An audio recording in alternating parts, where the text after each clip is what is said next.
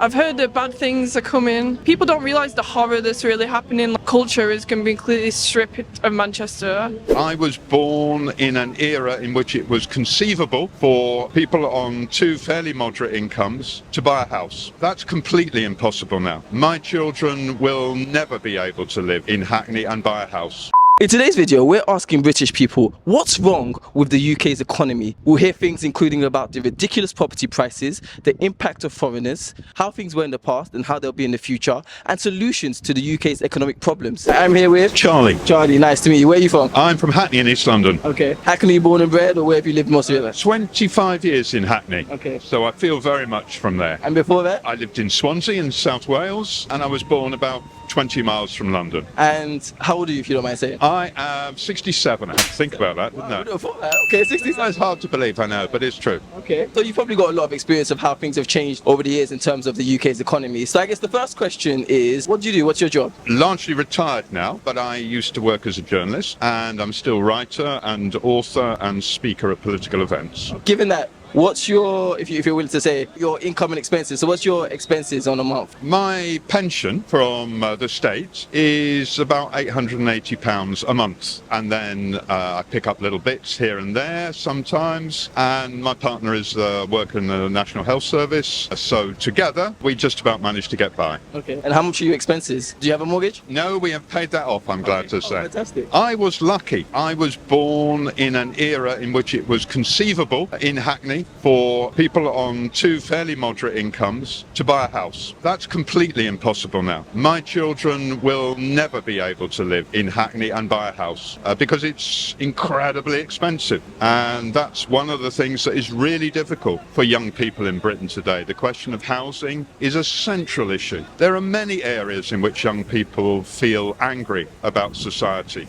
The lack of opportunities, the threat of climate change, the feeling that they will never be able to have a job for life. But the question of housing is very important as well, because it leads to insecurity, the uncertainty about where you will be in a few years' time. That's a big issue. Yeah. So that's a really good point that you brought up, that it's very hard for younger generations to buy a house now. If you don't mind saying, how much was your house when you bought it, if you can remember, you're willing to share? I can remember it very well. I mean, I bought half the house. We pay rent on the other half. The house, a two-bedroom house with a garden in Hackney, the total cost was £64,000. What? So I had to find 32,000 for my house. What year was this? 1996. £60,000 for a two-bed house. 64,000 64, yeah. for a two-bed house with a garden. In Hackney? In Hackney. And now that same house, £450,000. Wow. So, you know, my kids say to me,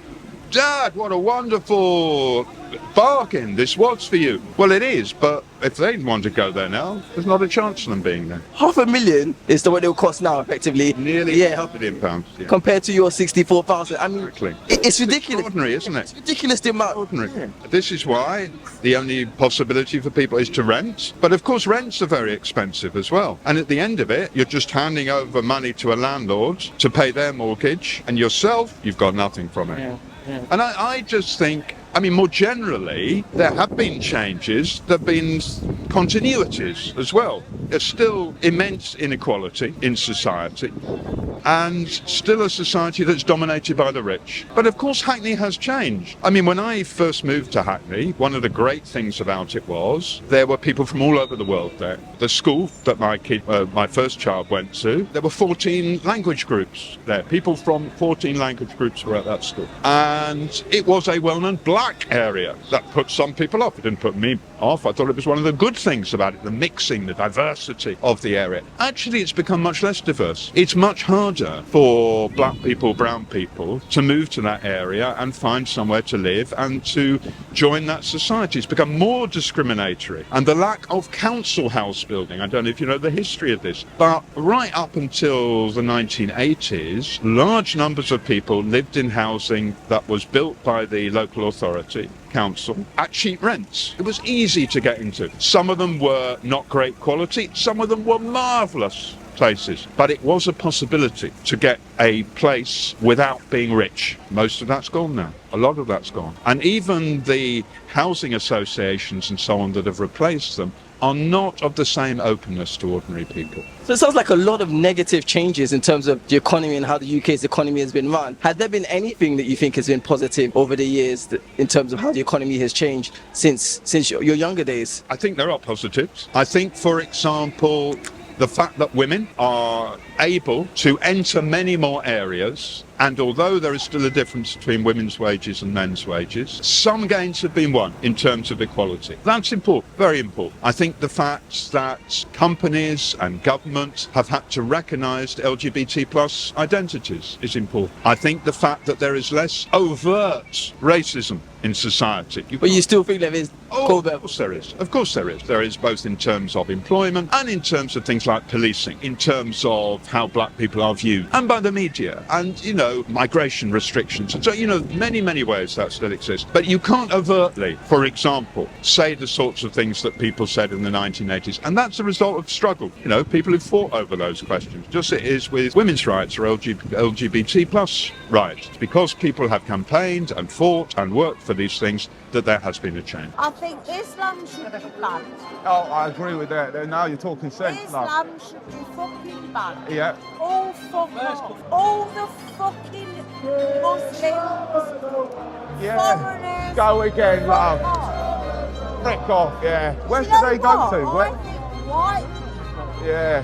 have more racial abuse than any other race. So in terms of the rising prices, we've talked about astronomical house prices these days. People talk about many different causes for that in terms of labour shortages, housing shortages. What do you think are some of the causes for the ridiculous inflation that we're experiencing in the UK? I think the central question, certainly with housing, is because the whole thing has been handed over to private developers. As I said, the key question is that of council housing. Once you kick away the possibility of people having council housing, they're then forced into the private sector. They have to compete one against another for what is produced, and there is no real social regulation of rents or house prices. And if we had, even quite right-wing governments in the 1950s built 1 million council houses a year. 1 million. Now, that was possible because of the pressure after the Second World War. But there's nothing on the same level now. And this then means that ordinary people are squeezed. What impact, if any, do you think foreigners have had on the UK economy? Positive. And I know there is a very strong narrative that will be put forward that all our problems are due to refugees and migrants. This is what Nigel Farage and Reform UK say. And in a slightly different tone, it's what the Conservative Party, the Tories, and even the Labour government say, that the problem is migration, illegal migrations, people coming across the channel or whatever. I utterly reject that. I think the problems are the super rich, the corporations, and the politicians who support them. Our enemy doesn't come across the channel in small boats. They come across in super yachts and private jets. And I think we have to find the right people to blame, not the wrong people to blame. In August of 2024, there were vicious riots in Britain, led by the far right, triggered, and they were using the appalling murder of 3 young girls in Southport, which they instrumentalized to try and attack migrants and refugees and Muslims. It was very important and very heartening that across Britain, large numbers of people came out against that and said they wanted nothing to do with that. And I think we have to stop Reform UK grabbing more and more of the vote in Britain, and Britain going the same way as Germany, where the AfD, the Alternative for Deutschland, has become a major source, the Rassemblement National in France and so on. We must stop the march of the far right and the fascists. It's very, very important, and that begins with saying our enemies are not people from abroad, our enemies are up at the top of society. How would you like to see the economy improve or change for the future? I'd like to see the renationalisation of the things that were privatised in the 1970s, the water industry, which is in a terrible mess, gas, electricity, the postal service. I'd like to see trade unions have much more power in society. I'd like to see a higher minimum wage. I'd like to see the restoration of council house building, and I would like to see much more regulation of the people at the top of society and a drive against both corruption and profiteering. With regards to nationalisation or renationalisation, do you think the government even has the ability to really do that correctly? They've shown in the past they weren't very good at it. Could they do it better in the future? Well, much against their general ethos, the government has been forced very slowly and glacially to renationalise the rail industry, which it's in the process of doing. It may not be done very well because there's not much democracy inside it, but it does eliminate a vast amount of money that goes to shareholders' dividends, to high wages for executives and chief executives, and the money that goes into competition between various bits of those industries once they're privatised. So I think that whatever the difficulties, whatever the imperfections, it will be much better than what we have now. With regards to the economy, any advice to anyone who wants to come and live in the UK or is living in the UK with regards to the economy? Become a member of a trade union, find out how you can be involved in the activities of people who are fighting over the issues I've mentioned, and make sure that you see that these are collective questions, not simply individual questions. Thank you so much, that was amazing. Thank you so much. So we've heard from an older generation about how they benefited from low house prices to get onto the property ladder and now have so much property value from that increase in prices. But now we're going to hear from some younger generations to see what the reality of life is like for them in the UK with regard to the economy, prices and life in general. Stick around because it's really insightful to hear from younger generations, as we've heard from the older generation as well. I'm here with Hannah. And where are you from, Hannah? Manchester. Great. And how old are you? 25. 25. And what do you do for work? I'm a carer. If you don't mind saying, what are your income expenses? So as a carer, Yeah. how much, or in your job, how much are you bringing in per month? So I get carers allowance from the government, and then I do some work looking after a separate person. Like that's like £100 a month extra for that. And how much are you bringing in overall? Well, overall I get £770 a month. Okay. And what are your expenses? Probably about the same every month. My rent is very cheap, so that's all right. So would you say you're about break even? Are you able to save much? Yeah, I break even every month. And how do you find that as an experience? I find it fine, to be honest. Like I feel quite lucky. Obviously, if I had a really expensive rent, I wouldn't feel so lucky, but I balance my care work with my artistic work. And are you renting? Well, obviously you're renting, I'm but a are you? lodger. You're a lodger in somebody. Okay. And how many people do you share a place with? 5. 5. All right. 6. And how's that? How do you find that? Yeah, it's great. It's like a real community feeling, like where I live. My landlord, we live with him and his son, me and my friends. So it's quite a nice setup. It's very cheap where we live. It's £200 a month. So it's a blessing that someone's been able to like share that with us. Okay. And who are you caring for? I care for my grandma, Okay. and then I care for 2 other people who have dementia as well. Okay. What are your thoughts on the UK economy at the moment? I've heard that bad things are coming. But how do you find it in Manchester? So, for example, I the guess they prices. do multi-occupancy houses, and like my friend actually wrote a book, you should read it. It's called The Rentier City by Isaac Rose, and he's basically going through the rent crisis in Manchester and how rent became the most like the biggest industry in a way in Manchester. Like culture is going to be completely stripped of Manchester, and it's basically just all these towers being built all the time. And you're lucky to find a place under £500 in Manchester, like you're really lucky. And then how about food prices and just general entertainment? How do you find that to be? Very expensive. But I guess if you can cook and like it's not so bad, or if you like shoplift or something, it's not so bad, but I don't know. It's all expensive. What on earth is this world coming to? Literally just ripping us off. Look at this. Like, I mean, look at this. All of these are in boxes. Every single bit of meat is in box. Like, this is just a joke. This country is just ripping us off. Literally left, right and centre. It's ridiculous. And like, look, come on. You've even got cheese all in boxes that you literally can't rob.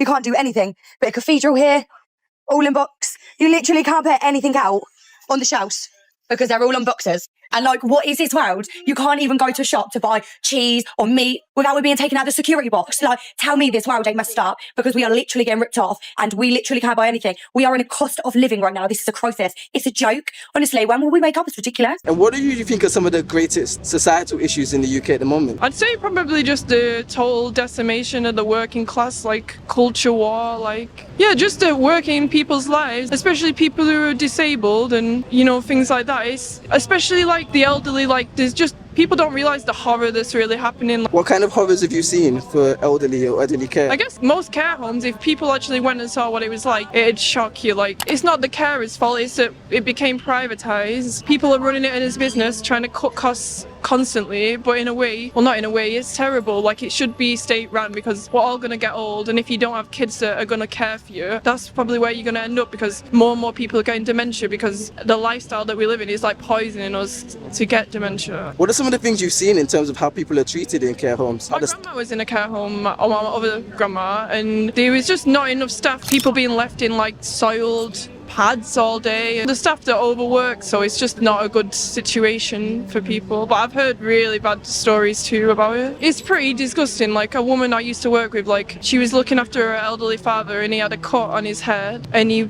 got like feces in it and stuff. No one had even checked on him. What was the end result of that situation? Well, he just died. He was doing fine, and then he had to go into a care home. Like they told him he had to go into a care home, and then I think within 2 weeks of being in a care home, he died. Like the old people I look after, they've had dementia for 20 years. One of the people, but that's like most people in care homes don't live that long. It's only because they're being cared for at home that they've lived that long, I think. So we've heard, even with cheap rent, there's still lots of issues people of all ages face. Looking after family or the terrible situation in care homes with a lack of dignity. Stay watching to hear another important perspective of how the challenging situation in the economy and society in the UK is affecting lots of people. I'm here with Juliet. Yeah. Nice to meet you. And where are you based in the UK? South East London. Yeah. And how old are you and what do you do? I'm 25. I work as a receptionist. I guess if you're willing to, could you talk about, I guess, your income and how much you spend per month? Yeah, I'd rather not share my income, to be honest. Right. Yeah. Like, just a breakdown, like how much is, I guess, do you on average if you can spend on accommodation and food a month? Accommodation and food, I'd say about £1.5 grand a month, yeah, roughly. What are your thoughts on the UK's economy at the moment? I think the UK's economy is failing a lot. A lot of things are becoming very expensive. But it is the highest level since January 2024. So inflation is rising again. It is enough, it's high enough that it really affects people. So this just shows that the tough position that's emerging for the short term, the months ahead. Are people feeling it in their pocket? And what rising inflation,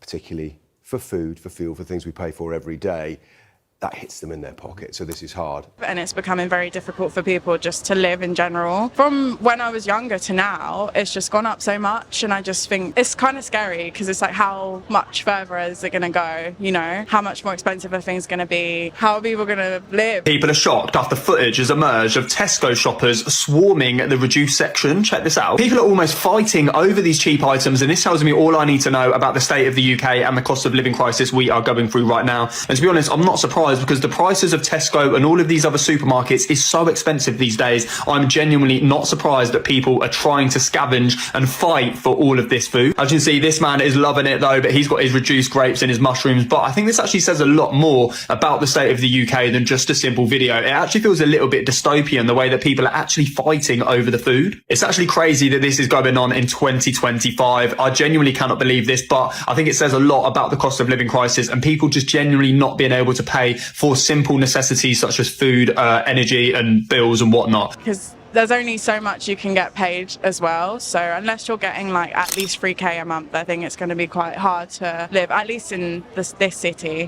What have you seen be the biggest, I guess, impact in terms of what costs you the most or what's increased in terms of prices that you've noticed on a daily basis? I'd say just general groceries, you know, just my usual shop now has gone up a lot significantly. I think I used to spend probably £50 a week on groceries. Now it's touching like the 100, and it's just like not even crazy things. It's just like basic necessities that have just like skyrocketed, and it's just so expensive now. Baked beans used to be a staple. They used to be cheap in your house. Remember, have a look at this.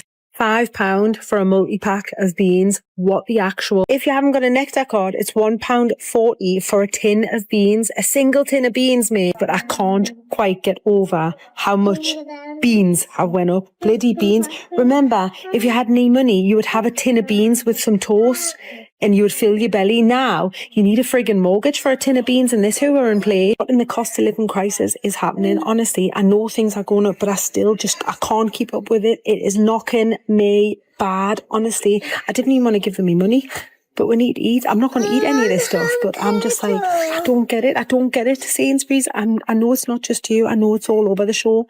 See, I lie down after this. I can't even have a cup of tea because it's too bloody expensive to calm myself down. What the hell? And I guess in terms of feeling like you can build a life in London or the UK, how are you finding that? What are your thoughts on that?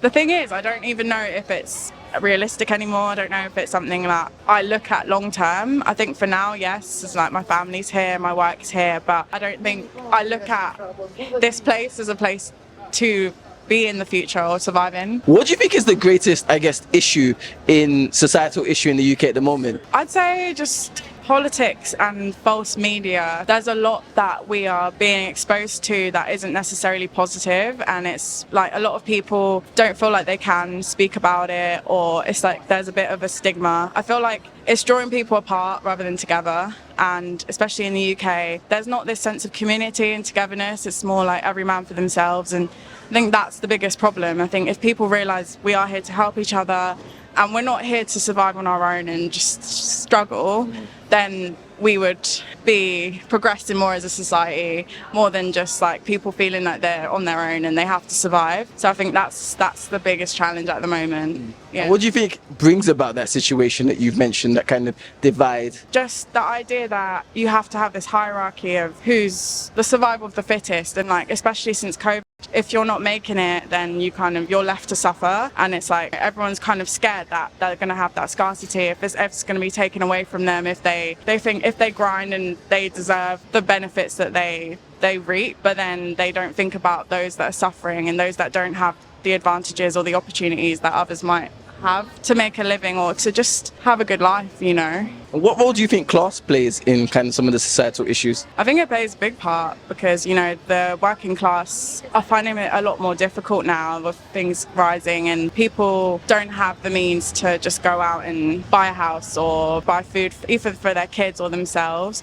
And the upper classes are just, they don't have to worry. There's a clear divide between the upper class and the lower working class, I'd say, yeah. What are your thoughts on how the future of the UK may actually pan out and how it might be in the future? Any concerns? Any hopes? My concerns is if it carries on the way it's going now, then it would be like really bad, because no one would be able to survive, no one would be happy, and it would just create this big cesspit of just misery. But I am hopeful. I think something has to get really bad before it gets better, so maybe we'll just get to a point where it gets really bad and then things improve, or it could be the opposite and just get worse and worse, but who knows. I think it's good to always have that slight bit of hope, but at the moment with the way things are going, I'm not very optimistic about where the UK stands. Especially the UK is always that, like, it's like its own thing. It always wants to be its own independent thing, like leaving Brexit, you know, having the monarchy, things like that. It's just never gonna integrate with the rest of the world, which is a bit of a shame, but it is the way it is, really. What impact do you think, if any, that foreigners have on the UK and the UK economy? Foreigners have a massive impact on the UK and foreign economy. Just even my parents included, they came here and they had me, and it's like if I didn't have that, I wouldn't have that sense of culture and that sense of diversity. I think there's a lot we can take from foreigners and the culture and just what they bring, just in terms of the food and the music, the art, the literature, everything, which I don't think a lot of people realise. If you strip that all away, like, the UK wouldn't really be the place to be. So yeah, I think there's a lot that gets brought, and that just a richness of that culture, and just like educating people, bringing in a new side of things, and just not being that one-sided way of thinking and seeing things, you know. What advice would you have to anyone who is living in the UK or wants to come and live in the UK? I'd say make sure that you have money.